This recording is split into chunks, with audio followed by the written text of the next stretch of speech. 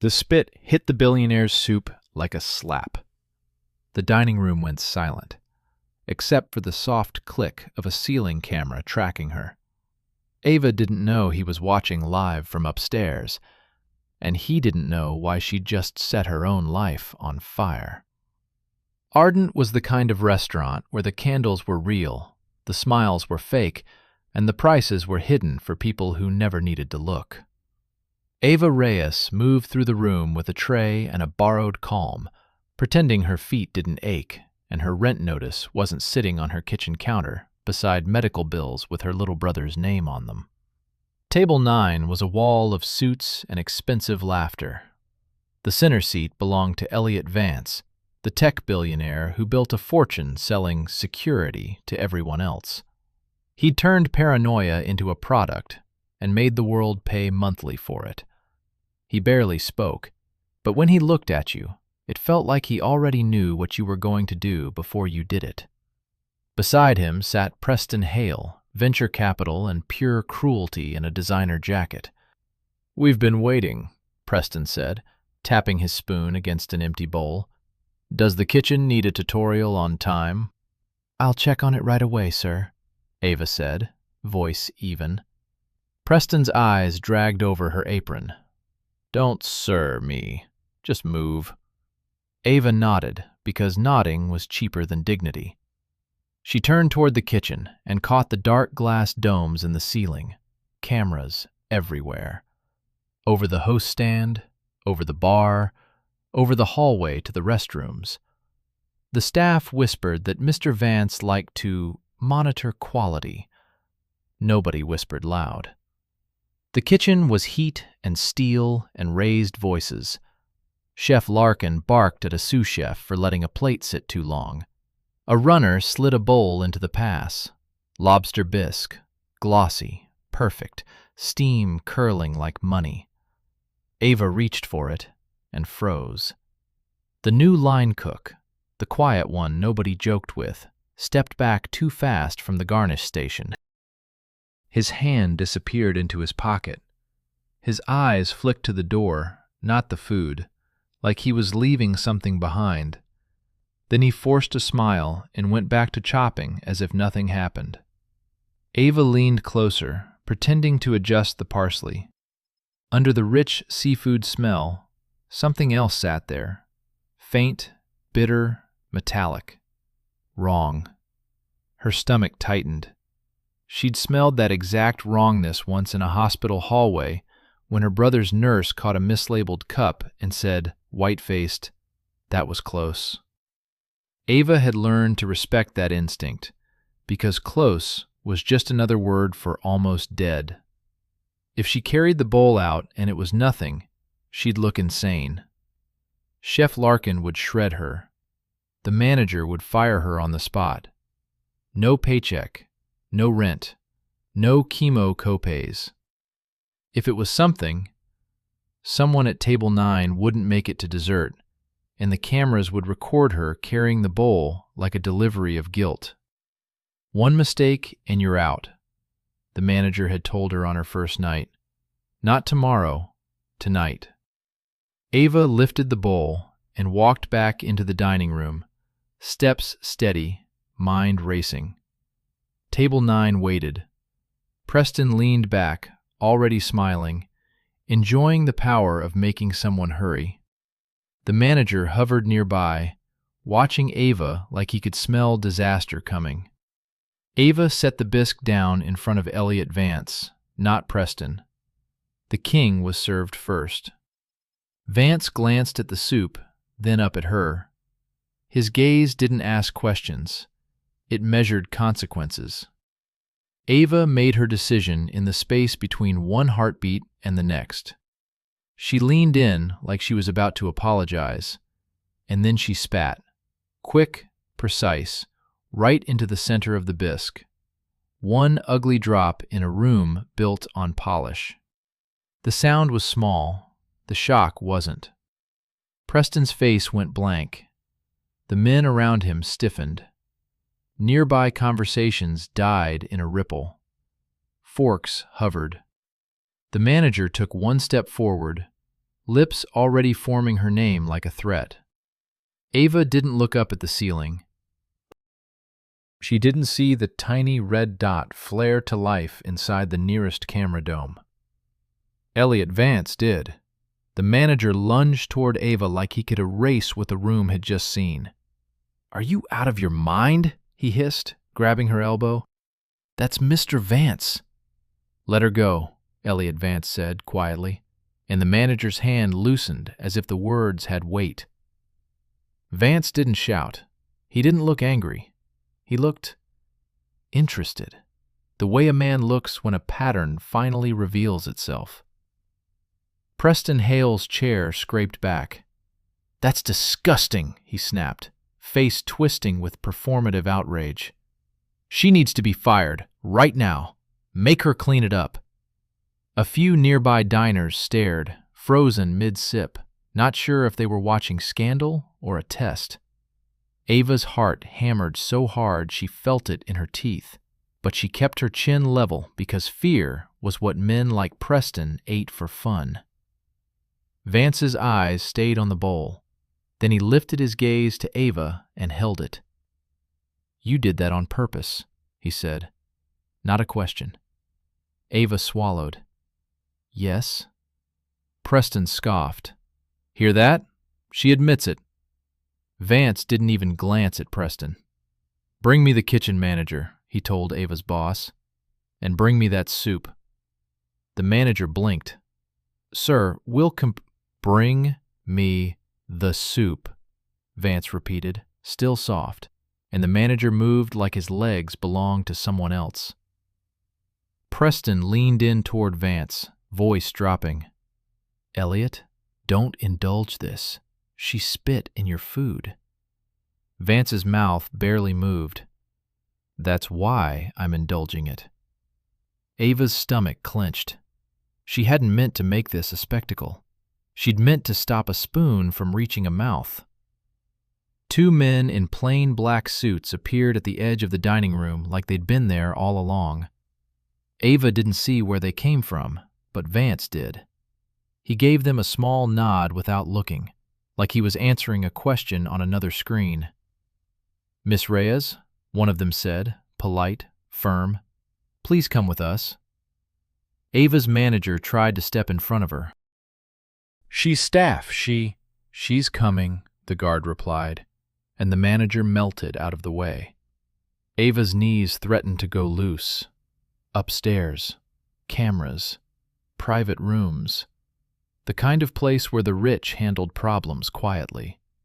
Preston's smile returned, thin and satisfied, like he'd just watched a bug crawl into a trap. "Enjoy unemployment," he murmured as she passed. Ava didn't answer. She kept walking because stopping would make it real. They didn't take her to the back alley or a storage closet. They took her through a coated door behind the wine wall and up a narrow staircase that smelled like cedar and cold air. The hallway above the dining room was silent, carpet thick enough to swallow footsteps. At the end was a glass door that looked frosted from the outside, but clear from within. Inside, the room was lit by monitors, dozens of feeds, every angle of Ardent. The host stand, the bar, the kitchen pass, the private corridor. And there, on the main screen, the exact moment Ava leaned over the bisque played again in perfect clarity. Her throat tightened. She'd been caught by a god's eye and hadn't even known it existed. Elliott Vance stood behind a curved console like it belonged to him more than the dining room did. He didn't sit. He didn't offer her water. He pointed at the screen with 2 fingers. "Tell me why," he said. Ava's mouth went dry.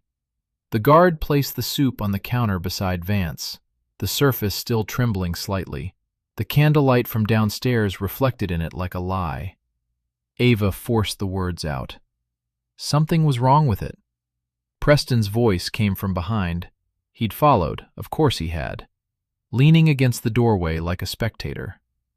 "She's lying," Preston said. "She hates rich people. It's a trend." Vance finally looked at Preston, and the room cooled. If she hates rich people, she picked a very expensive way to show it, Vance said. Then he turned back to Ava. What was wrong? Ava stared at the bowl, breathing shallow. It smelled bitter, she said. Metallic. Not like seafood. Like... She stopped, because she didn't know the word that wouldn't get her laughed at. She didn't have the luxury of sounding uncertain. Like a hospital cup that shouldn't be there, she finished. And the instant the sentence left her mouth, she hated how strange it sounded. Vance's eyes narrowed, not in disbelief, more like he was checking a box. He tapped a key. The feed rewound to the kitchen pass, 10 seconds before Ava lifted the bowl. Vance slowed it down, frame by frame. The quiet line cook's hand dipping out of sight, his shoulder twitching, his eyes flicking to the door. Then a tiny movement near the garnish station. Something dropped, quick, practiced. Ava's stomach turned. That, she said, voice sharper now. That's what I saw. Vance paused the frame and zoomed in. The image pixelated, then sharpened. A small vial cap. A glint of plastic near the rim of the pot. Preston straightened, the smugness sliding off his face. That could be anything, he said too quickly. Vance didn't answer. He pressed an intercom button. Lock the kitchen doors, he said, calm as gravity. No one leaves. Pull staff to the wall. Now. A voice crackled back. Copy. Ava's manager's voice burst through a second later, panicked and thin. Mr. Vance, what is happening? Vance didn't look away from the frozen frame. Someone tried to put something in my food, he said, and your waitress stopped me from eating it. Ava's breath caught. She hadn't even known if she was right. Hearing him say it out loud made her legs feel weak. Preston stepped forward, forcing a laugh that didn't land. Elliott, this is ridiculous. We're making a mountain out of... Vance turned to him, and for the first time, Ava saw what people meant when they said a billionaire could look through you. Preston, Vance said, voice still low. You've been talking all night about risk. Here's a risk. Sit down. Preston froze.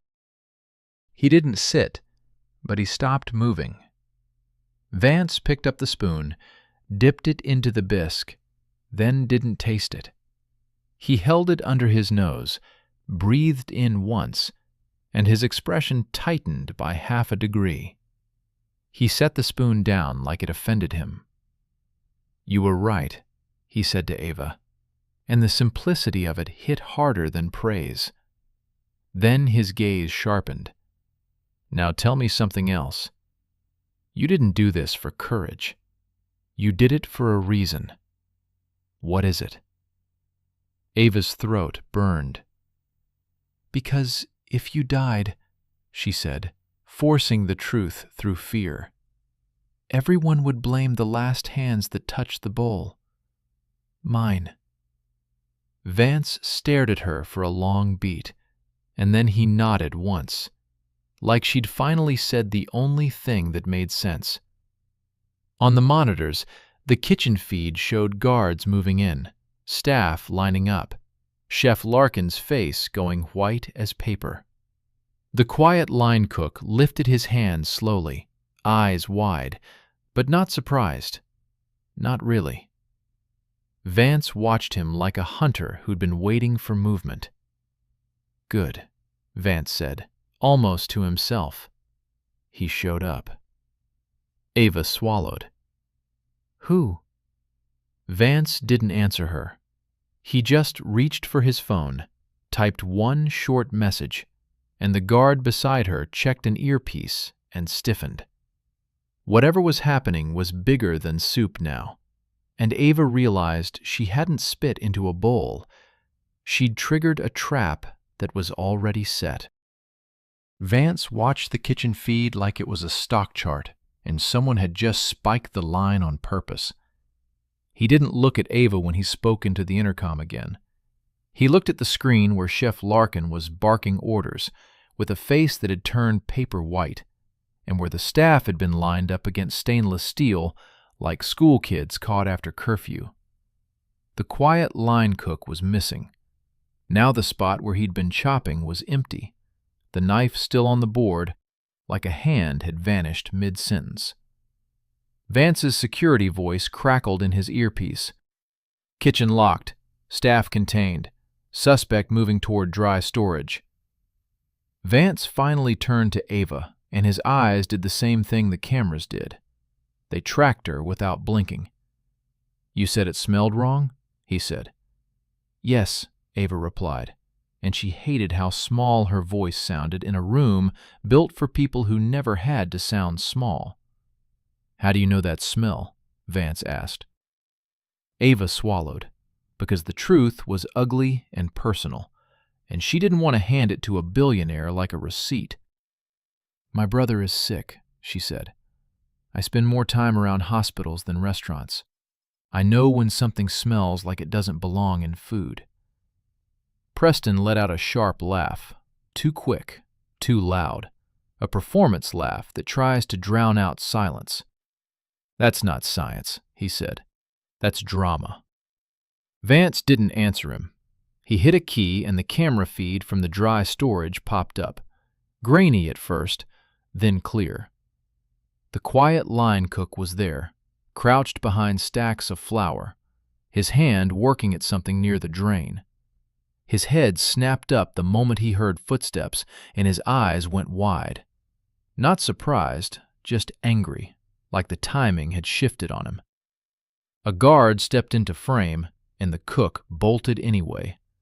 2 steps, and he was on the floor with a knee in his back. The guard's voice came through the audio channel. "Bag his hands," Vance said, and his tone didn't change, like this was a normal Tuesday and not a murder attempt over lobster bisque. On the monitor, the cook's cheek pressed against tile, his mouth moving fast, yelling words the mic barely caught. "I didn't do nothing! I didn't do nothing!" Preston leaned forward, pretending outrage. Again. "This is ridiculous," he said. "You're turning dinner into a raid because your staff is incompetent." Vance's eyes flicked to him like a blade, then back to the monitor.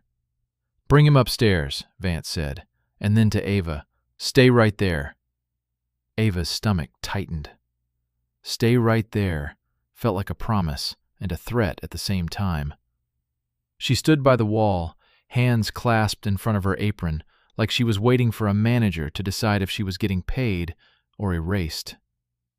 Preston paced 2 steps, then stopped because one of the black-suited guards shifted in the doorway, and Preston remembered, doors could belong to other people, too. Vance didn't move from the console. He rewound the kitchen footage again, not to the vial cap, not to the cook's hand, but to Ava's face the second before she spit. Her eyes, the way they dipped to the bowl, the way she hesitated, the way she decided. Vance paused it and looked at her like he was weighing a human being against a data set. "You took the risk of getting fired," he said.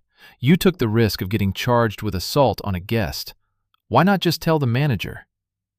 Ava felt heat rise in her throat, because the answer was simple and humiliating. "Because nobody believes waitresses," she said. "And because if you got hurt, the cameras would show me carrying it, and the story would end with my hands, not his." Vance held her gaze a long beat, then nodded once, like he'd just confirmed a variable. "Good," he said softly. Then he glanced at Preston, and Preston's jaw tightened, because the word "good" sounded like Vance had chosen a side. The door opened, and 2 guards walked in with the cook between them, his hands zip-tied, his face wet from the floor, his eyes darting around like a rat looking for the smallest hole in the wall. He locked on Ava immediately, and his expression changed into something smug for half a second before he covered it with panic. "She did it! he blurted. "She did something to the soup. I saw her spit in it. She's the one you want." Vance didn't even look at him. He looked at Ava. "Did you know him?" "No," Ava said flatly. "Never seen him before." The cook snapped. "Then you're lying. You knew what it was. You knew it was supposed to go down." He jerked his head at Preston like a dog looking at its owner by accident. Preston froze, just a fraction too long, then scoffed. "What the hell is he talking about? I've never seen this guy in my life." Vance finally turned his head toward the cook. "What's your name?" The cook swallowed. "Mason," he said. "Mason what?" Vance asked. And the cook's eyes flicked to the guards like he expected pain. "Pike," he said. "Mason Pike."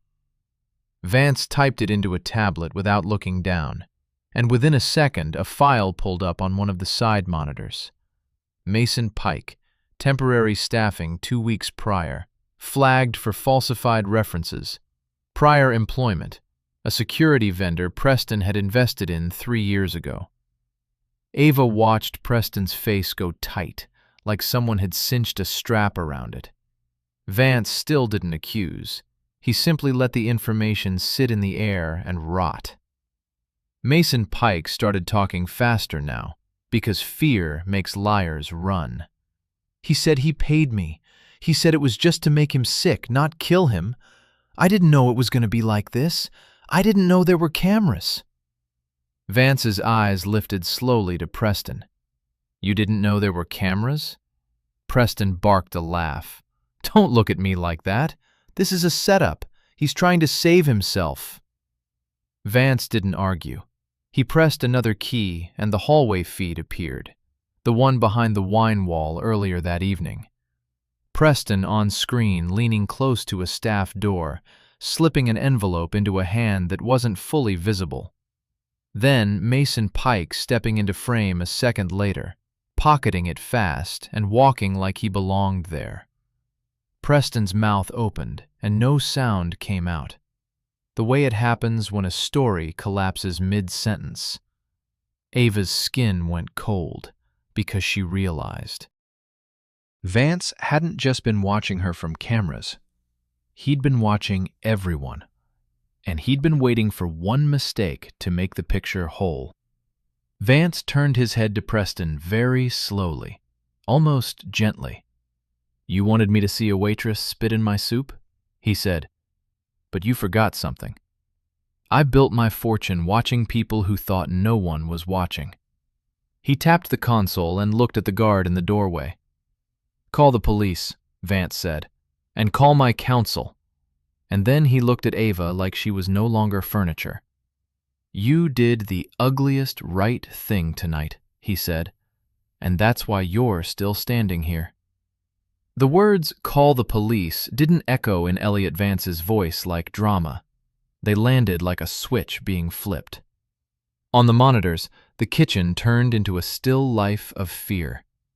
Chef Larkin pressed against stainless steel, servers lined up with their hands visible, and Mason Pike held between 2 guards, his face twisted in the desperate panic of a man who realized he'd been hired to be disposable. Preston Hale tried to laugh again, but the sound kept dying in his own throat. "Elliott, you're letting a waitress's stunt turn into a criminal circus," he said, pacing 2 steps, then stopping when one of the guards shifted and reminded him the doorway didn't belong to him. Vance didn't look at Preston. He looked at Ava. "You're going to tell them exactly what you saw," he said. "Nothing extra. No guessing." Ava swallowed, nodded, and felt the strange relief of being given instructions that weren't meant to humiliate her. Downstairs, the dining room had started to buzz.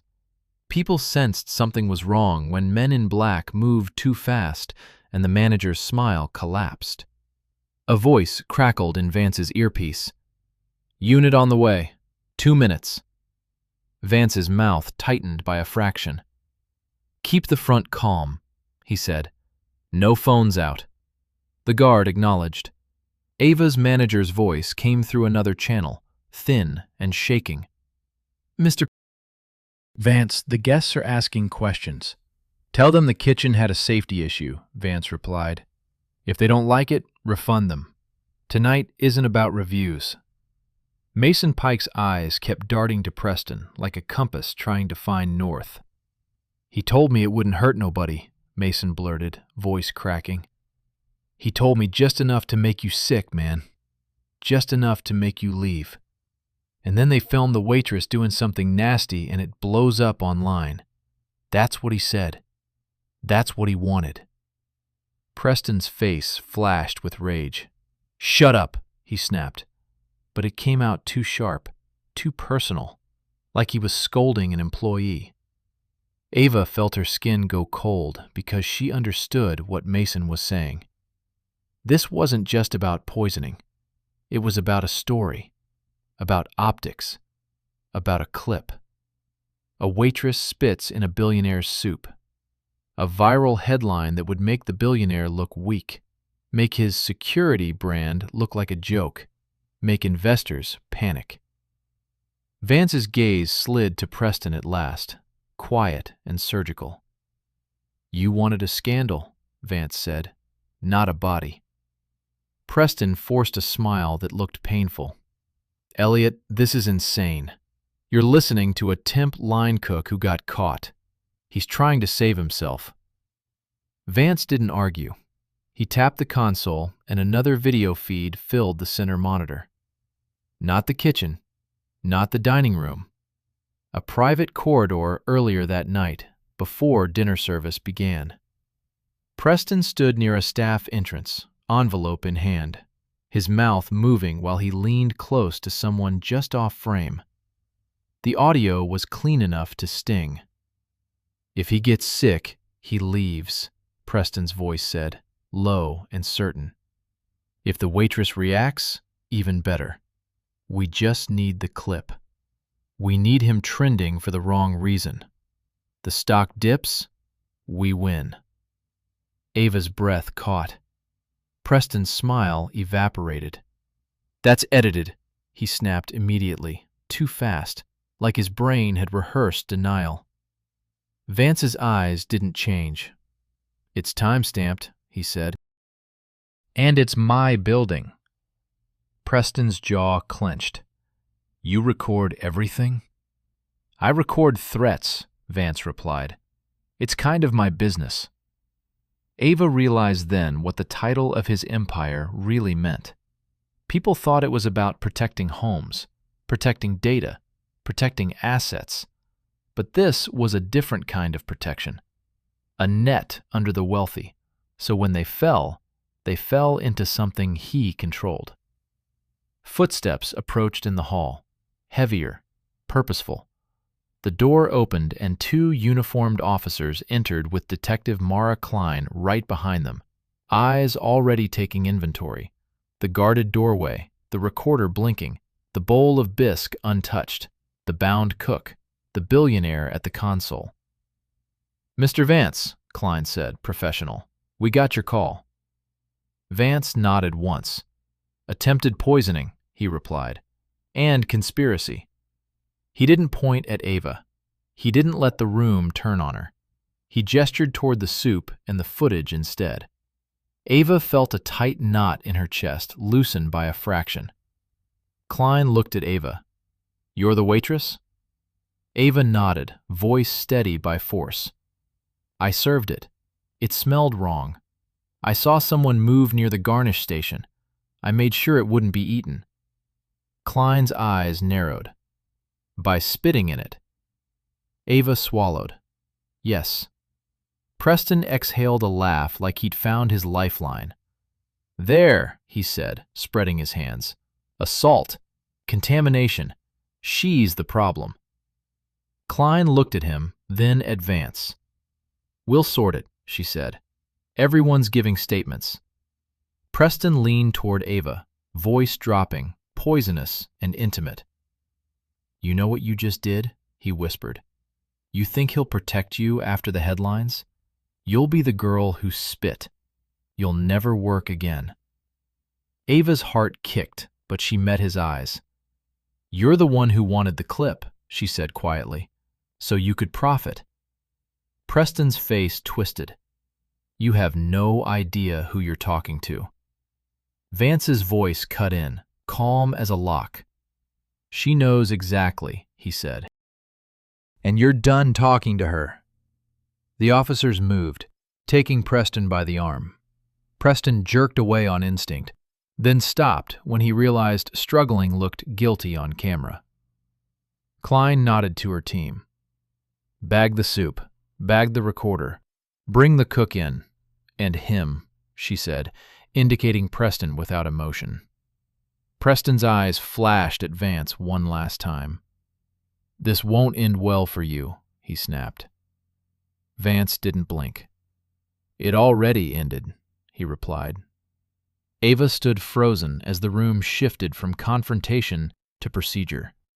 Evidence bags, clipped questions, radios murmuring.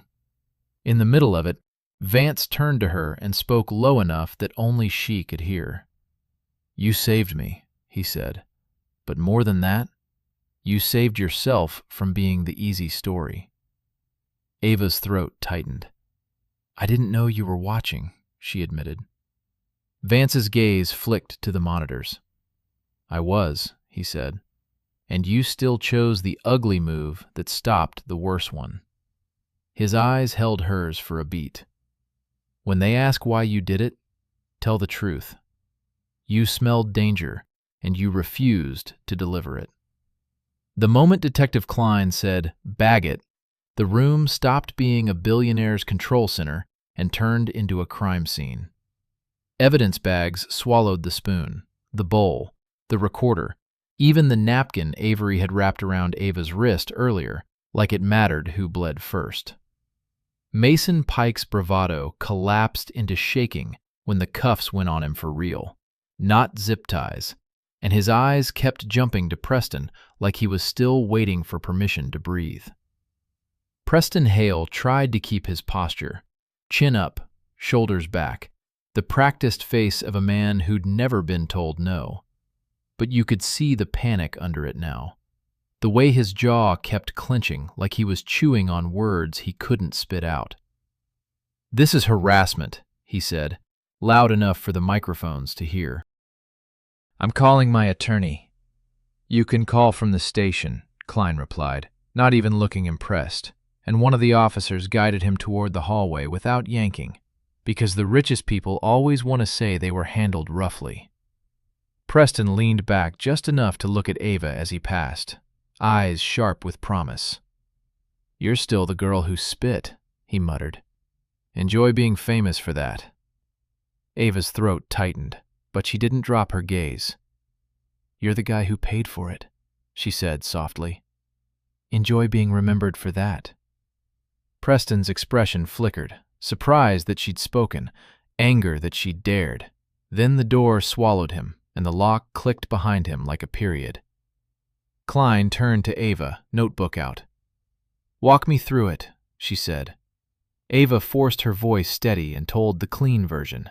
The smell, the movement near the garnish station, the instinct that screamed wrong. The second where she realized if she served it and something happened, she'd be the easiest scapegoat in the building. She didn't dramatize it. She didn't plead. She just told the truth, like she'd learned truth was the only thing you had when money wasn't. Klein's eyes stayed on her, not unkind, not soft either. "You understand you contaminated a dish," she said. Ava nodded, stomach sinking. "Yes." "Why not stop service and report it?" Klein asked. Ava swallowed. "Because people don't listen until you make it ugly," she said. The sentence hung there, and even the officers looked away for a beat, like they'd heard something too real for velvet walls. Elliott Vance, who'd been quiet through all of it, spoke then, calm and precise. "She stopped and attempted poisoning," he said. "If she hadn't made the bowl unusable, I might have tasted it before anyone noticed."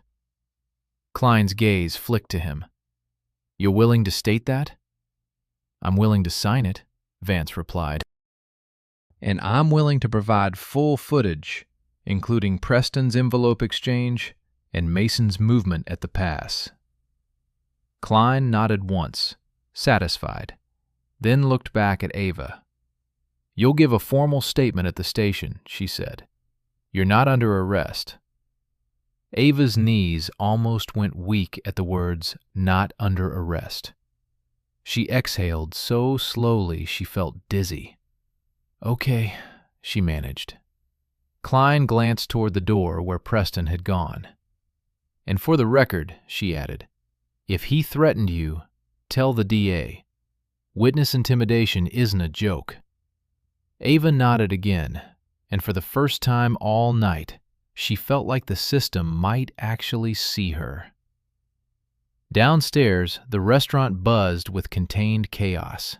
Guests whispering, phones half lifted, the manager trying to smile with a face that wouldn't cooperate. Vance walked with Ava through the corridor, not touching her, not steering her, just matching her pace like he understood what it meant to be led around by people in power. At the top of the stairs, he stopped and looked at her the way he'd looked at the monitors, only this time it wasn't measurement. It was acknowledgement. "You just saved my life," he said. Ava's chest tightened. "I don't even like you," she blurted, then immediately regretted it. Vance's mouth twitched, not quite a smile. "Good," he said. "If you liked me, I'd worry you weren't thinking." He paused. "What's your brother's name?" Ava stiffened. "Why?" "Because you mentioned hospitals," Vance replied. "And because I don't want you doing something like that again with nothing but fear holding you up." Ava's instinct screamed, "Don't give him anything." But another part of her was tired of pretending she could carry everything alone. "Mateo," she said. Vance nodded like he'd filed it somewhere safe. "Detective Klein will want your contact info," he said. "My counsel will also reach out, not to silence you, to protect you." Ava's eyes narrowed. "I don't want to be your story," she said. "Don't turn me into a brand moment." Vance held her gaze. "I won't," he said. "Preston wanted a clip. I want a conviction." He leaned a fraction closer, voice lower. "And I want that kitchen rebuilt so no one with an envelope can walk in and touch a bowl again." When Ava stepped back into the main dining room, the air felt different. People stared, but not like before. Not like she was trash that had spoken. Like she was a spark they hadn't expected. The manager hovered, pale and sweating. "Ava," he started, voice shaking. "She's done for the night," Vance said, cutting him off. "And she returns to work tomorrow if she wants. If you retaliate, I will make sure you never manage a dining room again." The manager nodded so hard it looked painful. Ava didn't thank him. She didn't smile. She just walked out into the cold night with her coat pulled tight, the city loud and indifferent, and her phone buzzing with messages that were already turning tonight into a headline. "A waitress spits in a billionaire's soup." The difference was, this time, the cameras had captured the whole truth. The envelope, the hands, the attempt, the panic when the trap snapped shut. Her name would be in the story, but not as the villain, as the person who refused to deliver poison just because it came with a tip. By the time she reached the corner, an unknown number called. Ava almost didn't answer. Then she heard a calm female voice. "Ms. Reyes? This is the Foundation's Patient Advocacy Office. We've been asked to review Mateo Reyes's outstanding balances and schedule. We'll be covering it effective immediately." Ava stopped walking. "Who asked you to—" "Mr. Vance," the woman said. "He asked that it be handled quietly." Ava's throat closed, hot and tight, because for the first time in months, the word quietly didn't sound like a threat. It sounded like relief. She looked back once at the glow of Ardent's unmarked entrance, then turned away and kept walking. Because the best revenge wasn't watching powerful men fall. It was finally being able to breathe. If you want more stories where the people everyone ignores end up flipping the whole room, hit like, subscribe, and tell me in the comments what the next billionaire should try and how you want it to backfire.